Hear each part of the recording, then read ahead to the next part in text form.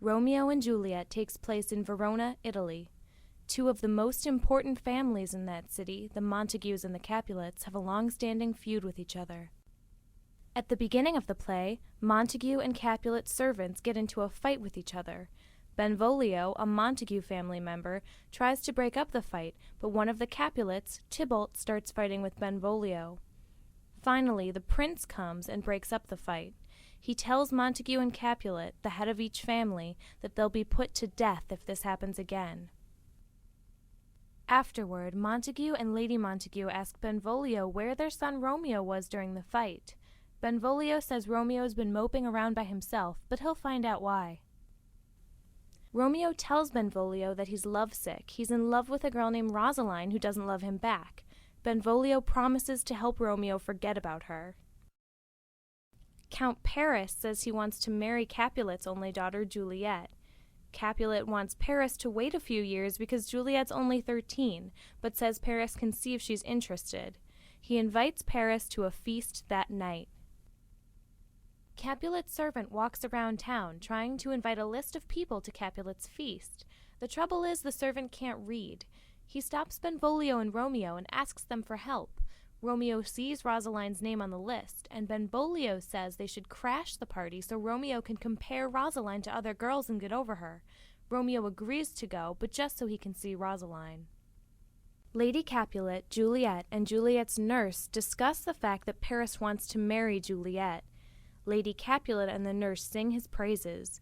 Juliet agrees to meet him. Romeo, Benvolio, and Mercutio crash the feast wearing masks.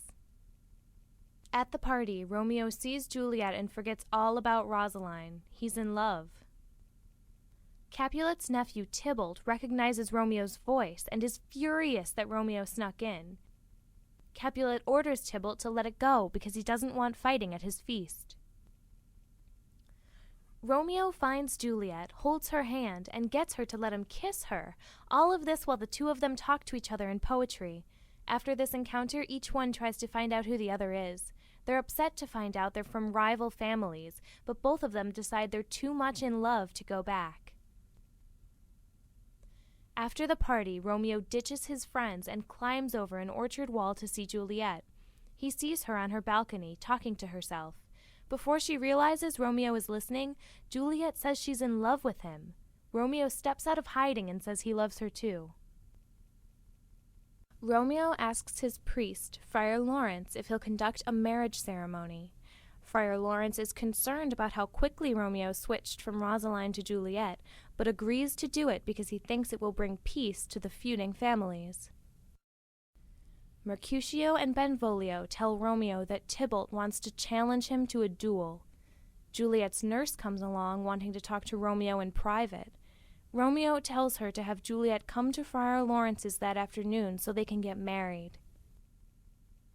Juliet meets Romeo and the friar in his cell, and the friar marries them.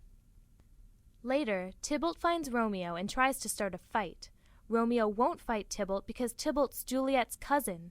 Mercutio steps in to fight Tybalt instead. Romeo tries to break them up, but Tybalt shoves his sword under Romeo's arm and stabs Mercutio, then runs off. Mercutio dies, cursing both families. Romeo's enraged, and when Tybalt returns, Romeo kills him, then flees.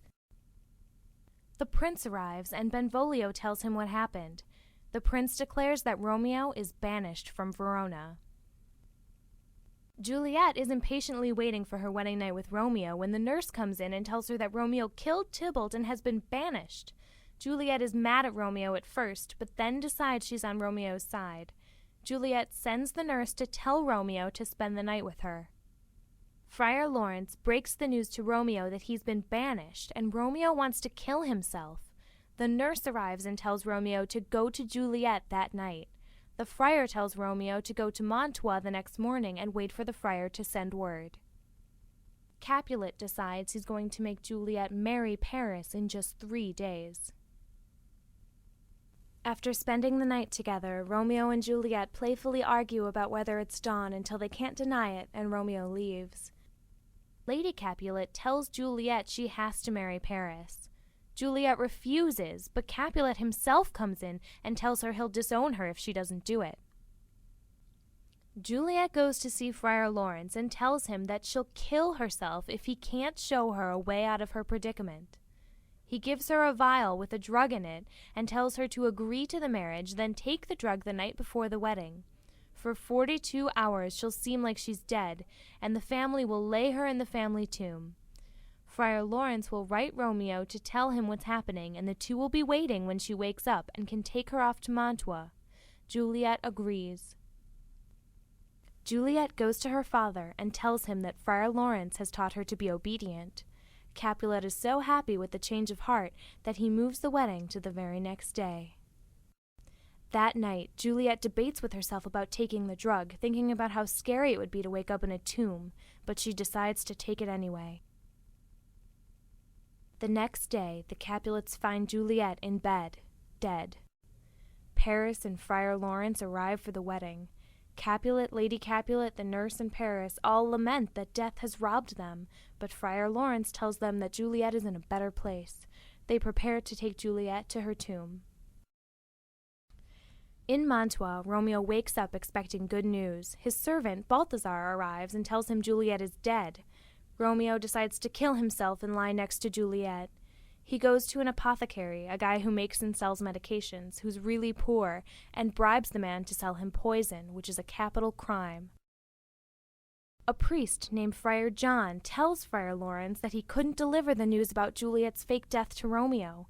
Friar John says he wound up quarantined because the authorities thought he was exposed to the plague.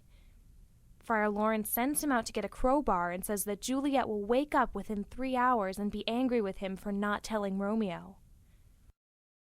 Paris comes to the tomb with his page and tells the page to go lie down under some trees and whistle if anyone approaches.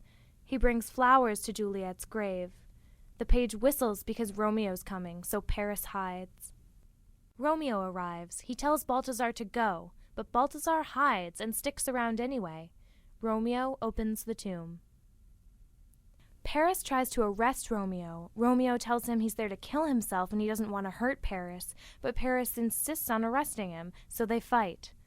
The page runs off to get the watch. Romeo kills Paris. Paris asks to be laid by Juliet, and Romeo agrees and drags his body into the tomb. Romeo kisses Juliet, takes his poison, kisses her again, and dies, lying across Juliet's chest. Friar Lawrence arrives in the churchyard, finds out from Balthazar that Romeo's there, and goes into the tomb to find Juliet awake. He explains that the plan didn't work, some higher power thwarted it, and that she needs to leave and he'll find a place for her as a nun. He runs away because he thinks the watch is coming. Juliet refuses to leave. She sees that Romeo has poisoned himself and kisses him, hoping to get some of the poison. Then she hears people coming, takes Romeo's dagger, and stabs herself with it. The chief watchman arrives and finds the bodies. He sends watchmen to round up anyone lurking in the vicinity and to get the prince and the Capulets and Montagues. The watchmen round up Balthazar and Friar Lawrence. Friar Lawrence explains everything that's happened. The prince says Capulet and Montague have been punished for their feud, and the prince has been punished for tolerating their feud because he's lost 2 relatives, Mercutio and Paris. Montague promises to make a golden statue of Juliet, and Capulet promises to make one of Romeo. For more information about Romeo and Juliet, check out the Romeo and Juliet SparkNote on sparknotes.com. For a translation of the entire play into modern English, go to No Fear Shakespeare at nfs.sparknotes.com.